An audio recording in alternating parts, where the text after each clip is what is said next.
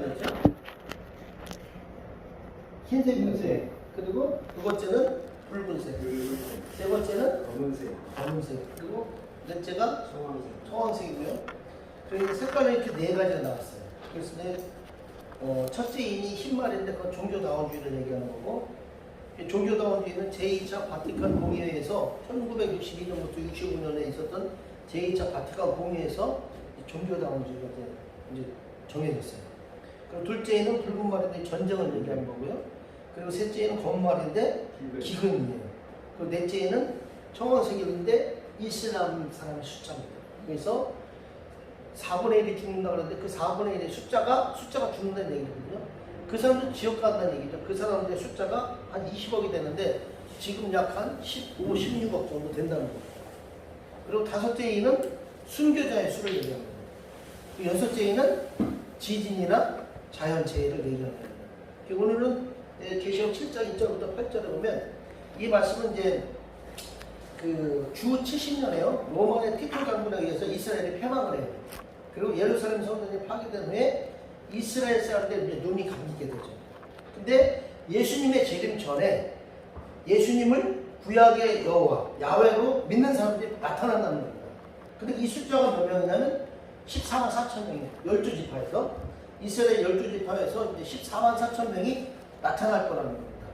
1절에 보니까 이후에 내가 내 천사가 땅 내 모퉁이에 선 것을 보니 땅의 사방에 바람을 붙잡아 바람으로 하여금 땅이나 바다에나 각종 나무에 불지 못하게 하더라. 이 일 후, 여기서 이 일 후에 내가 내 천사가 이렇게 나와 있는데 이 일 후에라는 얘기는 뭐냐면 이제 6개 인을 뺀 후에 그 얘기를 하는 겁니다. 그러니까 이슬람, 제가 이제 중점적으로 이슬람에 대해서 말씀드렸지만 이슬람 사건 이후에 보여지는 얘기죠.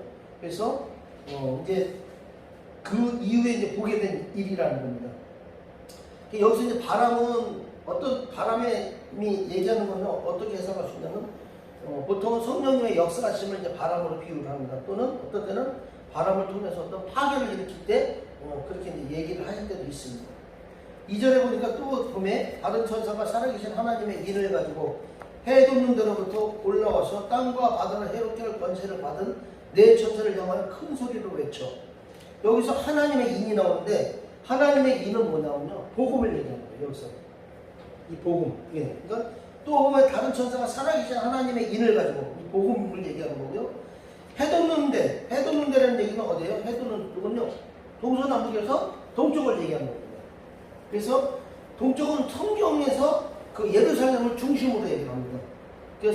그래가지고 이제 성경에서 동방이다. 동방이라고 하는 얘기는 예루살렘을 중심으로 해서 동쪽에 있는 얘기를, 나라를 얘기해요. 그래서 요르단, 이라크, 좀 더 멀리는 페르시아만까지 여기서 이제 동방이라고 얘기를 하는 겁니다.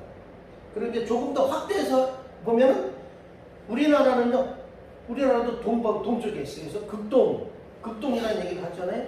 이렇게 예루살렘을 중심으로 얘기를 하는 겁니다. 그래서 땅과 바다를 해롭게 할 권세를 받은 네 천사는 이 땅과 바다를 해롭게 할 천사, 이 천사가 뭐예요? 7년 환란을 일으킬 천사를 여기서 얘기를 하고 있는 것입니다. 3절에서 4절을 보면 이르되 우리가 우리 하나님의 종들의 이마에 인치기까지 땅이나 바다나 나무들을 해하지 말라 하더라. 내가 인침을 받은 자의 수를 들으니 이스라엘 자들 각 지파 중에서 인침을 받은 자들이 14만 4천이니. 자, 이마, 우리가 이 이마는요 뭘 얘기하냐면 이 자기 사상을 얘기하는 겁니다. 이 사람의 사상. 우리가 그렇게 생각하시면 되고요. 이마에 인치기까지라는 얘기는 이마에 물리적으로 이마에 인을 친다는 그런 얘기가 아니라 내 머리에 그 예수 그리스도의 복음이 들어간다는 그런 의미로 이제 받아들이시면 돼요. 다시 얘기해서 이마에 인친 사람이 누구예요? 크리스천을 얘기하는 겁니다. 그러니까 이제 나는 크리스천이야 이렇게 외칠 수 있는 사람을 여기서 얘기하는 겁니다. 그래서 3절에 보니까 크리스천이 준비될 때까지 7년 하나를 일으키지 말라는 얘기예요. 이르되 우리가 우리 하나님의 종들의 이마에 인치기까지. 그 종들의 숫자가 이제 나올 거예요. 땅이나 바다나 나무들을 해하지 말라. 땅이나 바다나 나무를 해하지 말라. 7년 정할라를 일으키지 말라. 그러니까 하나님의 종들의 이마에 인치기까지. 그러니까 종들이 있는데 그 종들의 숫자가 차기까지 7년 정할라를 일으키지 말라고 천사들한테 얘기를 했다는 겁니다. 그러니까 이 천사들은 어떤 천사예요? 7년 정할라를 일으킬 천사예요. 7년 정할라를 사탄이 일으키는 게 아니라 하나님의 주권 속에서 일으킨다는 걸 우리가 알고 계셔야 돼요. 자, 인침을 받은 크리스천은 누구를 말하는가? 보니까 그 인침을 받은 크리스천 수가 나오잖아요. 4절에 보면요. 3절에서 말하는 인침을 받은 사람은 유대인 14만 4천 명이라고 얘기를 하는 거예요. 그러면서 이제 쭉 나열을 하는 겁니다. 그 어느 지파에 뭐 12,000명, 어느 지파에 12,000명 이래서 14만 4천 명을 여기서 얘기하는 거죠. 유대인들 중에서 이마에 인을 받은 하나님의 종들이 그들의 이마에 인장으로 표시될 때까지 내 모퉁이의 천사들에게 기다리라. 이 얘기를 4절에서 하시는 거거든요. 이 말은 유대인 중에 14만 4천 명, 아까는 3절에서는 명확하게 몇 명이라고 얘기하지 않았지만 이 4절에서는 유대인 14만 4천 명이 복음화 되기 전까지는 7년 대안을 일으키지 말라. 이렇게 얘기를 하시는 겁니다. 자, 14만 4천이라는 단어는 계시록 14장 1절에도 나오고요. 계시록 14장 3절에도 나와요. 지금 여기서도 나왔지만 제가 읽어보면 1절은 또 내가 보니 보라 어린 양이 시온산에 섰고 그와 함께 14만 4천이 서 있는데 그들의 이마에는 어린 양의 이름과 그 아버지의 이름을 쓴 것이 있더라. 그리고 14장 3절에는 그들이 보좌 앞과 내 생물과 장로들 앞에서 새 노래를 부르니 땅에서 속량함을 받은 14만 4천 밖에는 능히 이 노래를 배울 자가 없더라. 근데 7장의 14만 4천과 14장의 14만 4천은요, 이제 앞뒤를 보면은 14만 4천이 좀 약간 개념이 다릅니다. 거기까지만 알고 계시면 되고요. 자, 7장에 우리가 좀 본문에 14만 4천 명에 대한 해석이 두 가지가 있어요. 두 가지가 있는데, 첫째는 그 무천년주의하고 후천년주의자들이 해석하는 게 있고, 하나는 역사적 전천년주의와 그리고 세대주의가 해석하는 방법이 있어요. 이 14만 4천 명에 대해서. 자, 근데 어디지? 신천지에서는 14만 4천이 누구라 그래요? 자기들이라고 그래요. 네. 성경을 잘 몰라서 그래요. 자, 무천년주의와 후천년주의들이 해석하는데 이 무천년주의와 후천년주의들이 우리나라에 많이 있어요.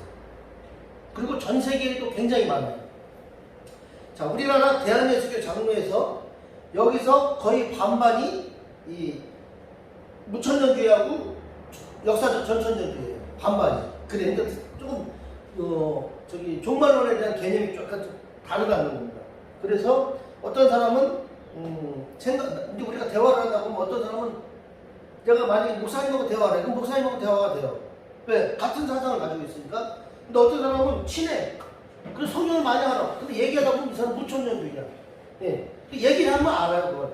만약에 우리가 그 종말론 사상에 대해서 배우지 않아서 이 사람 이단인가 이렇게 생각할 수가 있는데 이단이 아니라 그 사람은 그쪽에서 배워온 거예요. 예. 그래서 근데 왜 그러냐면 그 사람들도 우리 같이 여러 가지를 가르쳐 줬으면 우리는 무천년주의야. 근데 지금 학교에서 배우는 건 역사적 전천년주의야. 이렇게 깨달을 수가 있는데 보통은 안 가르쳐줘요. 왜? 자기께 맞다고 생각하니까. 그래서 다른 건 다 틀려. 우리가 얘기한 거 맞아. 이런 고집이 있어요, 사람이. 그러다 보니까 어떻게 되냐? 내게 아니면 이단이라고 그래요. 그런데 그게 아니라 보는 관점이 틀린 거예요. 그래서 무천년주의인지. 근데 우리 얘기해보면 알아요. 천년왕국 있냐 없냐? 천년왕국 없어. 그럼 무천년주의예요. 근데 이제 때가 됐어. 근데 이상하게 무천년주의자들도 때가 됐다는 거야. 신기하죠? 예. 자, 하여튼 그렇습니다. 그리고 이제 감리교의 대부분이 다 무천년주의예요. 그리고 침례교, 순복음도 반반 정도가 무천년주의가 있고요. 자, 무천년주의자들이나 후천년주의자들은 14만 4천 명은 유대인이 아니라고 봐요.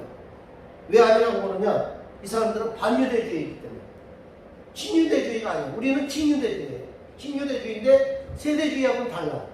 그거는 유대인에 대해서 친유대주의적인 것은 맞아. 그거는 맞지만 모든 사상이 다 세대주의하고 같지는 않습니다. 그러니까 다른 거죠. 우리는. 자, 유대인들은 신약 때는 저주받은 하나님의 백성이기 때문에 유대인이라는 이름이 나오면 이 사람들은 뭐로 봤냐 하면 교회로 봐요. 유대인을 교회로 봐요. 그러니까 이 사람들이 교회는 뭐예요? 교회는 에클레시아라고 해가지고 이 건물을 얘기하는 게 아니라 그리스도인들을 얘기하는, 크리스천들을 얘기하는 거거든요. 근데 여기서 14만 4천 명은 이렇게 크리스천들을 얘기한다고 하는 겁니다. 다시 말하면 유대인을 의미하는 것이 아니라 크리스천들을 여기서 14만 4천 명을 얘기하는 겁니다. 그리고 유대인은 저주받은 민족이기 때문에 유대인일 리가 없다. 이렇게 얘기를 합니다. 그래서 14만 4천 명을 결론적으로 전 세계에 있는 하나님의 백성들을 상징적으로 지칭한다고 얘기해요. 14만 4천 명을. 그러니까 14만 4천 명을 이 사람들은 전 세계에 있는 크리스찬들이다. 이렇게 얘기를 한다는 겁니다. 근데 참 이상해. 14만 4천 명은 천국에 못 올라가는데 그럼 전 세계에 있는 크리스찬이 다 못 올라가게 돼버리고. 그러니까 생각을 어떻게까지 이렇게 생각했는지 좀 이해가 안 가는데 들림 사건을 이 사람들은 무시를 하는 건지. 근데 못 올라가거든요. 못 올라가는 거 올라간다고 생각해서 그렇게 했는지 모르지만 그러니까 근데 또 이상한 게 제가 정동수 목사인가 거기 언제 한번 들어보니까 그분은 또 다 올라간다는 식으로 얘기하는 것 같더라고. 근데 그 사람은 세대주의거든요. 짬뽕인가 봐. 잘 이해가 안 가요. 저는. 네. 그러니까 목사님들이 요즘에는 막 복음주의인데도 진보 쪽에서 진보주의적으로 막 저기 하는 분들이 있잖아요. 그러니까 헷갈려요 요즘에. 근데 중요한 것은 일단 복음만큼 제대로 가지고 있어야 되는 거죠. 자, 하나님의 인장을 받은 하나님의 종들이니까 그냥 전 세계에 흩어져 있는 하나님의 이제 사람들을 그렇게 분다는 겁니다.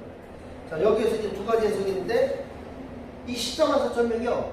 지금 이 시대의 사람들인지 아니면 과거 2000년 기독교 역사 속에 있던 기독교인을 다 포함하는 건지 이제 여기에 대해서 이제 의문이 가는 거죠. 답을 어떻게 얘기하는지 그건 모르지만 이런 의문이 우리가 간다는 겁니다.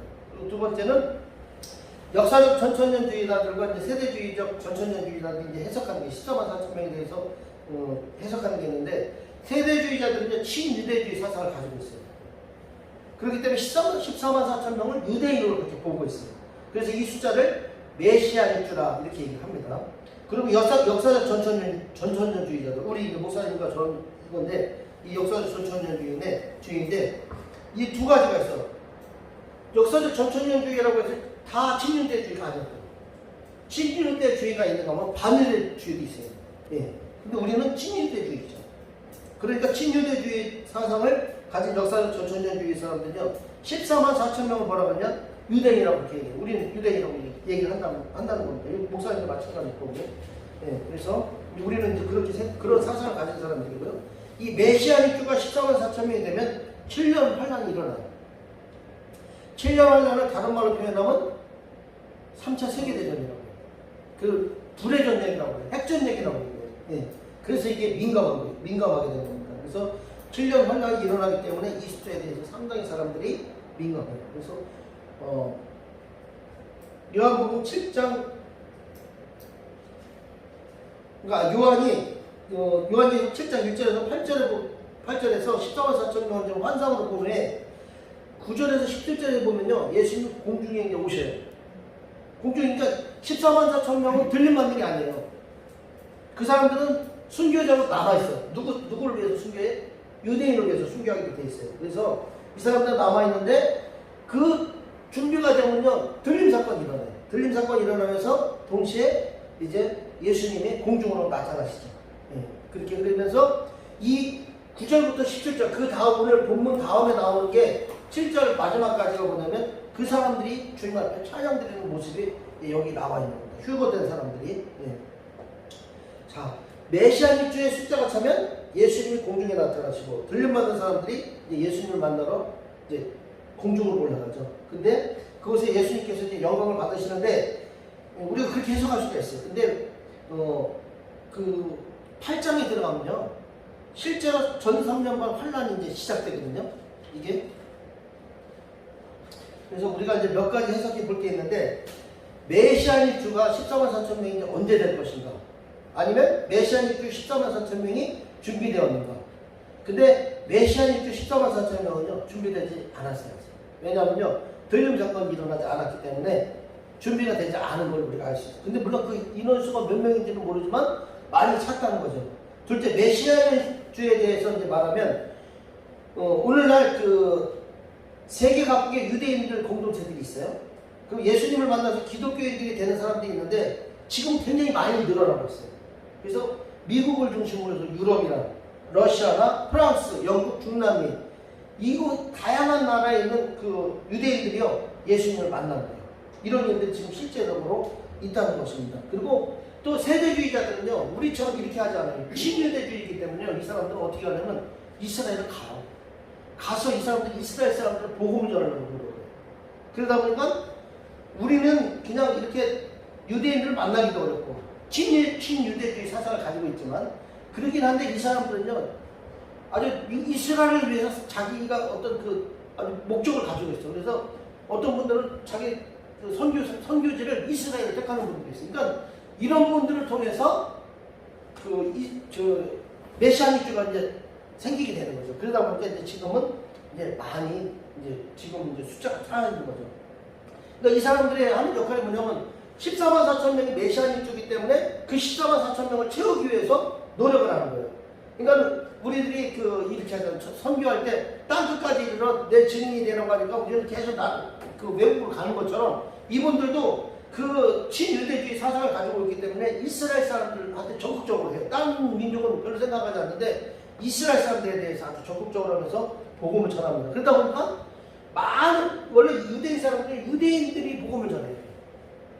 그런데 이방인이 가서 전하면 훨씬 더 효과가 떨어지겠죠. 그렇지만 그렇다고 해서 효과가 떨어지긴 하지만 이런 사람들을 통해서도 메시아닉주가 이제 나타난다는 겁니다. 자, 근데 우리가 또 메시아닉주를요 오늘날식으로 분별하는 것은 상당히 힘들다는 거예요. 불가능하다는 거예요. 왜? 자, 불가능한 이유를 보면요. 예를 들어서 메시아닉주가 있어 지금. 메시아닉주가 있는데 이 사람이 진짜 유대인인지 아닌지 몰라요. 근데 성경에서는 얘기하는 스타일하고 지금 현재 이스라엘에서 얘기하는 스타일하고 유대인이 달라요. 어떻게 다르냐? 자, 성경에서는 부계입니까? 모계입니까? 아버지 혈통을 따르냐? 어머니 혈통을 따르냐? 예? 부계를 따르요. 근데 이스라엘은 어떠냐? 모계를 따르죠. 그러면 다르잖아요. 그렇죠? 달라요. 근데 자, 유대인의 정의가 있어요. 유대인의 정의가 있는데 유대인이 되려면 몇 가지가 이유가 있는데 자, 먼저 모계를 따르다 보니까 원래 성경하고 맞지 않는 모계를 따르다 보니까 어머니가 유대인이면 내가 유대인이에요. 모계를 따르니까 우리나라는 어때? 아버지를 따르니까 아버지 성을 따르잖아요. 물론 이제 지금은 좀 환경이 바뀌니까 어머니 성을 따른다는 말은 있나요? 있어요. 네. 있어요. 그럴 수 있죠. 벌써 있어요. 있는데 근데 어쨌든 혈통은 부계를 따라요. 아버지가 있으면. 근데 그 사람도 모계를 따르는 겁니다. 모계를 따르는데요. 자, 이런 경우가 있어요. 예를 들어서 통곡의 벽이 있죠. 통곡의 벽에 딱 가는데 내가 유대인이야. 유대인인데 딱 가는데 거기서 물어봐요. 너 유대인인데 엄마가 유대인이냐 아버지가 유대인이냐? 그러니까 내가 아버지가 유대인인데 뭐 거기서 뭐라 그래? 나한테 못 들어가게. 근데 엄마가 유대인인데 그럼 들어가고. 왜? 모계를 따르니까. 근데 내가 이방이냐 나는. 난 들어갈 수 있겠죠. 한국에서 들어갈 수 있는데 유대인에 대해서만큼 그렇게 한다는 거예요. 모계를 따르기 때문에 걔들은 아버지를 따르면 인정을 안 해준다는 겁니다. 자, 그러니까 모계를 따라서 어머니가 되는 게 유대인이 되는 경우가 있고요. 둘째, 이방인이 유대인 가정이 입양되는 경우가 있어. 입양이 되는 게 있죠. 고아가 있으면 입양돼야 되잖아. 근데 이방인인데 유대인 가정으로 내가 입양이 됐어. 그러면 난 유대인이 저절로 돼요. 그리고 또 뭐가 있냐면 내가 유대인과 결혼을 해. 내가 여자인데 난 우리 집사람이 유대인이야. 내가 결혼해. 그럼 난 유대인이 되거든. 예. 그렇게 된 거예요. 그리고 이방인이 유대교를 개종할 때 내가 예를 들어 나는 기독교인데 유대교로 가. 유대교는 기독교는 틀리잖아요. 다르잖아요. 근데 내가 유대교로 가. 그러면 내가 유대인으로 그렇게 쳐요. 자, 그러면 그렇게 치는 거하고 원래 주님이 얘기하셨던 그 유대인하고 맞을까요? 틀릴까요? 다른 거예요. 아, 난 한국 사람인데 내가 어떻게 유대인이 돼? 내가 유대 종교를 가졌다고 해서. 그렇게 치는 게 아니에요. 근데, 그러면 예를 들어서, 그러면 내가 유대인 어느 판지 어떻게 알아? 하나님이 어떻게 알고 14만 4천 명 안에 들어간지 안 들어간지 내가 어떻게 알아? 나는 몰라요. 근데 누가 알아요? 주님이 아셔요. 내가 어느 판지, 무슨 갓집 판지, 루벤집 판지, 저 사람이 어느 판지, 어떤 사람은 자기가 무슨 판지도 몰라. 근데 어느 집 판지도 몰라. 근데 누가 알아요? 주님이 아셔요. 준비를 누가 하세요? 주님이 준비하시는 거예요. 그렇기 때문에 우리는 걱정할 게 하나도 없고요. 그게 참여는 된다는 거예요. 참여는 주님이 오신다는 겁니다. 예. 그래서 성서에서 말하는 진짜 14만 4천 명이 이 네 가지 정의를 비교해보면 다르다는 거예요. 다르다고 그렇게 얘기를 하는 겁니다. 왜냐하면 성서에서 얘기하는 것은 부계를 따르기 때문입니다. 예, 그래서 입양되었거나 유대교로 개종했거나 이런 이방인 유대인하고 가정이 유대인과 결혼했다거나 이렇게 해가지고는 이 유대인하고 성서에서 얘기하는 거고는 다르다는 것을 얘기하는 겁니다. 그러니까 우리는 항상 현실을 보면서 이 성경에서 얘기하는 거하고 현실하고 다르잖아요. 그러니까 이거 우리가 같이 볼 수 있는 그런 눈이 우리한테 필요한 겁니다. 자, 유대인 크리스천에게 너 진짜 성서적으로 유대인이라고 하면 그 사람은 몰라요. 왜 모르냐면 지금 그 나라에서 얘기하는 유대인하고 성서에서 얘기하는 유대인하고 다르기 때문에 그렇다는 겁니다. 예. 이런 유대인이 전 세계에 많이 있습니다. 예. 이 숫자가 어떤 사람들은 이 메시아닉주가요. 어떤 분은 10만 명이라고 하는 사람도 있고요. 어떤 분은 20만 명이라고 부르는 분도 있어요. 근데 20만 명은 안 되겠죠. 왜 안 되냐면 성경에 분명히 14만 4천 명이면 들림 사건이 일어난다는데 20만 명이면 안 되잖아. 그러면 뭐가 돼요? 신천지가 되거든요. 예. 분명히 근데 우리가 예를 들어서 어떤 선교사가 누가 20만이야 그러면 그 사람이 잘못 계산한 거야. 틀린 거예요. 왜? 성경이 분명히 14만 4천 명이 된다고 얘기했으니까. 그렇지만 지금 우리 유대인 보고마가 이렇게 되고 있기 때문에 이제 그 속에 누군지는 모르지만 진짜 유대인이 분명히 있다는 것을 말씀드리는 겁니다. 그 숫자가 얼마나 되는지 모르지만 주님께서 분명히 그 숫자를 채워가고 있을 것입니다. 자, 세대주의 사람들은 친유대주의 사상을 가지고 있고 유대인들에게 그 사람들이 특별한 존재라고 그렇게 얘기를 해요. 그래서 우리 기독교인들이 유대인들을 사랑해주면 하나님께서 복을 주신다고 그렇게 생각을 하는데 세대주의들이 요한계시록을 해석하는 방법이 있어요. 요한계시록을 해석할 때 1장부터 3장까지는 이방인에 관한 책이라고 이렇게 얘기해요. 그리고 마지막에 나오는 19장부터 22장까지 거기도 이방인에 관한 책이라고 그렇게 얘기를 해요. 근데 4장부터 18장까지는 유대인에 관한 그렇게 책이라고 이렇게 해석을 하니까 해석하는 게 좀 틀리죠. 예를 들어서 1장부터 3장 사이에 뭐가 있어요? 7교회가 있어요. 이 사람들은 이거를 세대별로 구분을 해요. 세대별로 구분을 하는데 그러면서 뭐라고 하냐면 이방인에 관한 책이라 이렇게 얘기하는데 7가지 형태의 교회는 지금도 존재하고 있어요. 지금 이 사람들은 뭐라고 하냐 라오디게아 시대라고 얘기를 해요. 모든 교회가 다 라오디게아 같은 교회가 아니에요. 그 지금 있는 교회, 증평에 있는 교회들 중에서 한국에 있는 교회들 중에서 전 세계에 있는 교회들 중에서 이 7가지 교회의 형태가 분명히 있다는 겁니다. 무슨 뜻이냐? 빌라델피아 교회와 서머나 교회 같이 칭찬받는 교회가 있다는 겁니다. 그리고 나머지 교회가 같이 칭찬받지 못하는 교회가 어느 시대였든지 어느 지역에 있었든지 존재하고 있다는 것을 얘기하는 겁니다. 근데 세대주의자들은 그런 식으로 해석을 안 하는 겁니다. 자, 그리고 창세기 49장과 계시록 7장의 12지파가 달라요. 보면 계시록이 7장 5절에서 8절에 보면 유다 지파 중에 어떻게 되어 있냐면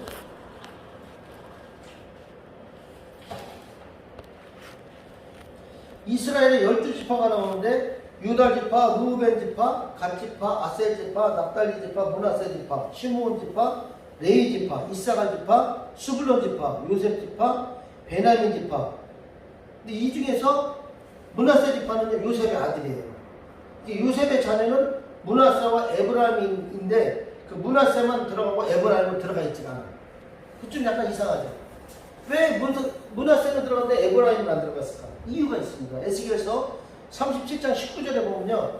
자, 이렇게 너는 곧 이르기를 주 여호와께서 이같이 말씀하시기를 내가 에브라임의 손에 있는 바 요셉과 그 짝 이스라엘 지파들의 막대기를 가져다가 유다의 막대기에 붙여서 한 막대기가 되게 하는데 내 손에서 하나가 되리라 하셨다고. 자, 요셉의 지파에 뭐가 꼈어요? 에브라임 지파. 이거를 하나로 접붙이라는 거예요.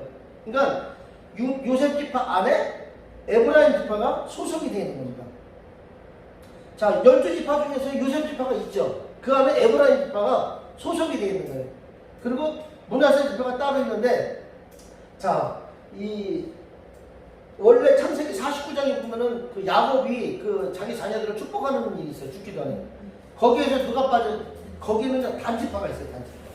단지파가 있는데 지금 이 마지막 계시록 7장에 나와 있는 데서는 단지파가 없어요. 왜 그럴까요? 단지파는요, 우상을 많이 섬겼다. 그래서 이 단지파를요 빼버리고 그 다음에 거기 누가 들어가냐? 므낫세 지파가 들어갔어요. 그리고 요셉 가문에는 요셉의 아들이 므낫세와 에브라임 있잖아요. 근데 에브라임은 이 요셉 지파 안에 포함이 됐다는 겁니다. 그걸 이제 우리가 참고적으로 아시면 좋겠습니다. 자, 7장 9절에서 17절에 보면 어떤 내용이냐 이건요 유대인 14만 4천 명이 이제 다 찼을 때 읽지 않겠습니다. 시간이 많이 나니까 휴거 사건이 있어요. 휴거 사건이 있고 공중에서는 이제 혼인잔치가 이제 일어난다는 겁니다. 근데 여기에 이 14만 4천 명은 들림받지 못한다고 제가 계속 말씀드렸죠. 예. 그러면 이 사람은 14만 4천 명은 7년 환란을 통과해야 됩니다. 통과하는데 그냥 막연하게 통과하는 게 아니라 왜 통과를 시키시느냐? 이 사람들은 유대인 복음화를 위해서 이 사람들을 여기서 이제 돌림받지 못하고요. 그러면서 이 사람들은 순교를 당해요. 순교를 당하면서 천년왕국 때 이제 7년 환란이 끝나고 천년왕국 때 이제 지상 재림하실 때 예수님이 공중 재림을 하셨다가 지상 재림을 하시는데 지상 재림하실 때 이때 같이 합세하는 이 그룹이 24만 4천 명입니다. 4천 명입니다. 물론 이방인 중에서도 순교자가 있어요. 그 사람들도 거기에 같이 합세를 하겠죠. 근데 이게 왜냐면 이런 것 같아요. 7년 정을 갈 때 이 혼인잔치에 문이 닫혀버리잖아요. 닫혀버리니까는 그러면 예를 들어서 이 사람들이 그 14만 4천 명 아니면 이방인 순교를 하다가 이방인 복음 전파하다가 순교를 한 사람이 7년까지 다 차고 죽는 게 아니잖아요. 중간에 죽는 사람도 있잖아요. 그렇죠? 1년 만에 죽는 사람도 있고 2년 만에 죽는 사람도 있고 3년 만에 죽는 사람도 있어요. 그럼 이 사람들은 어떻게 할 거냐? 성경에 안 나와 있어요. 근데 제가 생각해보면 이 사람들은 아마 일단은 낙원으로 갔다가 예수님이 지상 재림하실 때 지도자 계급이 되니까 이 사람들도 어차피 지도자 계급이니까 그때 혼인잔치 문을 닫혔지만 이때 내려오지도 않을까? 아니면 중간에 그냥 혼인잔치에 참여하지 않을까? 근데 혼인잔치 문이 닫힌다고 했을 때는 올라가지 않고 낙원으로 갔다가 내려오지 않을까? 이런 생각을 제 나름대로 이제 추측을 해보았습니다. 정답은 아니니까 알고 계세요. 듣기만 하세요. 네, 그래서 이 사람은 14만 4천 명은 순교제의 반열에 들어가기 때문에 이 사람들은 아주 상급이 높은 사람입니다. 자, 계시록 7장 9절 한번 읽을게요. 이후에 내가 보니 각 나라와 족속과 백성과 방언에게서 아무도 능히 셀 수 없는 큰 무리가 나와 흰 옷을 입고 손에 종려가지를 들고 보좌 앞과 어린 양 앞에 서서. 자, 이것 때문에 이 선교사들이요 이제 이것 때문에 선교를 하러 다니는 겁니다. 왜? 천국의 이 모습을 보니까 천국의 모습이 여기에 들림받은 사람들의 모습을 보니까 어느 특정한 민족이 아니에요. 세계 각국에 있는 사람들이 들림을 받는다는 거예요. 그러니까 자기 자민족 복음화를 위해서 일어나지만 타민족을 위해서도 이 말씀의 중심을 가지고 여기는 각 나라 사람들이 다 올라가는구나. 검은 얼굴도 가고 하얀 얼굴도 가고 청인종도 가고 이러는 거구나. 이렇게 여기서 이제 생각을 하고 이 사람들이 이렇게 선교를 열심히 하고 있는 것입니다. 그래서 여기 보면은 나라와 족속과 백성과 방언 이게 뭐예요? 다양한 나라를 얘기하는 다 틀리다는 언어도 틀리고 문화도 틀리고 이런 사람들이 이제 근데 이럴 것 같아요. 만약에 거기서 쓰는 언어가 다 다르다고 했잖아요. 진짜로 다르면 어떻게 돼요? 큰일 나잖아요. 근데요 걱정할 게 없어. 전 또 상상을 해봤어요. 만약에 언어가 다 틀려. 우리 네 분이 계시는데 네 분이 다 언어가 다 틀려. 근데 알아듣기만 하면 되잖아. 그렇죠? 그럼 언어가 하나가 되는 거잖아요. 내가 얘기하는 난 한국 사람이 한국말을 하는데 일본 분이 그걸 알아들어. 그럼 언어가 하나 되는 건 똑같거든요. 그러니까 여기서 얘기하는 거는 물론 이제 우리가 알아듣기 좋게 야 너희들만 가는 게 아니라 다 각 나라마다 들림받는 사람들이 있어. 이 얘기를 하시려고 하시긴 하지만 또 한편으로는 만약에 거기 가서 자기네 말을 하면 어떡하지? 걱정할 게 없는 게 그 사람들이 우리가 만약에 러시아 말이든 어느 말이든 지금 우리가 배워서 알지만 그때는 그냥 다 알아버리는 거죠. 그러니까 저거 러시아 말인데 어디서 왔는데 너 어디 나라에서 왔어? 그럼 자기는 뭐라고 하냐면 영어로 그렇게 얘기해요. 나 어느 나라에서 왔어. 아니면 어떤 사람은 뭐 브라질 같은 데 왔는데 나 브라질에서 왔었는데 뭐라고 그래? 브라질 말로 하는데 내가 브라질에서 왔어 이 얘기를 알아듣는 거지. 그럴 수도 있지 않을까요?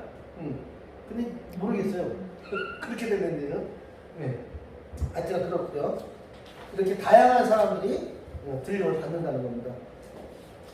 그래서 10절에 보니까 하나님과 어린 양에게 있더라 이렇게 되어 있는데 이 하나님은 성부 하나님을 얘기하고요. 우리가 성경을 보다 보면요.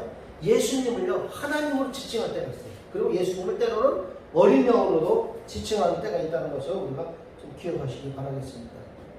그래서 자, 근데 이제 14절 한번 볼게요. 14절에 보니까 7장 14절입니다. 14절에 보니까 요거 한번 요거는 좀 한번 같이 읽을까요? 네. 내가 말하기를 내 주여 당신이 아시나이다 하니 그가 나에게 이르되 이는 큰 환난에서 나오는 자들인데 어린 양의 피에 그것을 씻게 하였느니라. 아멘. 자, 여기서 주목해야 될 단어가 있어요. 큰 환난에서 나오는 자들. 이게요, 어떤 사상을 또 얘기할 수가 있어요. 뭐냐면 큰 환난이 뭐예요? 여기서는요? 큰 환난하면 뭘까요? 실련대 환난이에요. 근데 여기 뭐라고 해야 되냐면 큰 환난에서 나오는데요. 큰 환난이 시작되기 전에 나오는 자들이라고 안 그랬어요. 큰 환난 중간에서 나오는데 이게 중간에서 나온다는 건지 환난이 있는데 그 환난에 들어가지 않고 나온다는 건지 이 말을 알 수가 없는 거예요. 자, 우리가 역사적 전천년주의자들 중에서요. 그 들림 받는데 세 그룹이 있어요. 저는 역사적 전천년주의 중에서 환난 전 들림이에요. 목사님도 마찬가지예요. 그건 무슨 뜻이냐? 역사적 전천년주의는 7년 환란이 있어. 7년 환란이 있는데 7년 환란이 시작되기 전에 들림받아. 그게 좋습니까? 아니면 환란 중에 7년 중에서 반 정도는 우리가 테스트 당하고 중간에 우리가 들림받아. 이게 좋습니까? 아니면 그래도 이왕이면 천국이라는 데 가야 되는데 혼인절차 참여할 것 같은데 우리가 완전히 테스트는 다 받고 가야 될 거 아니야? 그래서 7년, 8년 다 끝난 다음에 들림받아. 이 세 그룹이 있어요. 우리는 어디예요? 환란 전. 우리는 환란 전이에요. 근데 여기서 이 사람들이 환란 중 들림이라고 얘기하는 사람이 뭐냐? 이것 때문에 그래요. 여기서 얘기하는 환란에서 큰 환란에서 나오는 자들이라 했으니까 큰 환란 가운데 있다가 나오는 사람들이야. 그래서 환란 중 들림이야. 이렇게 얘기를 한다는 겁니다. 근데 이 말이 맞을까요? 틀릴까요? 왜 틀릴까요? 왜 틀리냐면요. 환란은 8장부터 시작입니다. 이건 7장에서 있는 얘기인데 8장에서부터 있어요. 8장 1절에 보면 한번 8장 1절 8장 이제 일곱째 인을 때 있을 때 하나님 반시간 좀 고요하더니 자, 일곱째 인을 때니까요 갑자기 정막이 흘러. 30반시간쯤 반시간이 얼마예요? 30분. 30분 동안 쭉 갑자기 막 태풍 전야처럼 우리 그러잖아요. 뭐가 바람 불고 이상하다. 대단히 뭐가 올 것 같은 이런 감이 있잖아요. 그런 거 마찬가지로 폭풍 전야, 태풍 전야처럼 고요한 시간이 있다는 거예요. 그러고 그게 7일곱째 인이에요. 일곱째 인은 뭐가 있느냐면 그게 일곱째 인이야. 그리고 8장 2절부터 슬슬 시작되는 게 이제 7년 대화로 들어가기 시작해요. 그러면 근데 여기서 얘기하는 건 뭐예요? 7장에서 얘기하는 거는 환란 중이라고 했으니까 그때는 이미 환란이 없을 때였기 때문에 환란 전에 7년 대환란 전에 구원받는구나. 저기 들림 사건이 있구나. 이렇게 우리가 판단할 수 있는 겁니다. 그리고 이건 우리는 예정론자들이잖아요. 예정된 사람들이 예정론자들이기 때문에요. 이미 들림받을 사람들은 다 정해져 있어요. 네, 근데 내가 노력을 한다고 해서 들림받는 게 아니거든요. 정해져 있는데 그 사람이 사는 모습이 들림받는 사람의 모습으로 사는 거지. 예. 그렇다면 굳이 주님이 그걸 굳이 테스트까지 할 이유가 없잖아요. 예정이 돼 있으니까 그냥 들고만 올라가면 되지. 예. 그래서 그것은 이제 그 성경의 순서적으로 보면 환란 전 들림이 낫다. 왜? 환란 중이라는 얘기는 7장에서 나왔지만 환란이 진짜 시작되는 것은 8장이기 때문에 그렇게 얘기를 하는 거예요. 물론 또 어떤 분들은 8장에 있는 걸 미리 땡겨서 얘기한 거다. 그러면 할 말 없어요. 할 말 없는데 하여튼 저는 그렇게 말씀을 드리고 싶습니다. 그래서 계시록 7장을 제가 이제 말씀을 나눴는데 그 7장의 첫 번은 뭐냐? 메시아는 14만 4천 명이 준비된다. 그리고 둘째 뭐냐? 들림 사건이 일어난다. 이 들림 사건은 7장 9절부터 17절까지 간단하게 말씀드린 거고요. 그래서 들림 받아서 공중에서 예수님과 만나고 예수님 앞에서 찬양드리는 모습이 그 모습이에요. 그래서 7장은 6장까지는 6가지 길. 7장에서는 14만 4천 명이 준비되는 것과 들림 받는 사건. 그 8장부터는 뭐냐? 7년 환란으로 이제 들어가기 시작하는 것입니다. 그래서 우리 모두 들림 들림받는 자라는 되세요. 왜? 7년 대화라면 견딜 수가 없어요. 대단한 일이 벌어져요. 상상할 수 없는 일이 벌어집니다. 그렇기 때문에 우리는 꼭 7년 대화를 죽지 않고 들림받는 사람들 예수님의 신부가 되시기를 예수님의 이름으로 축원합니다.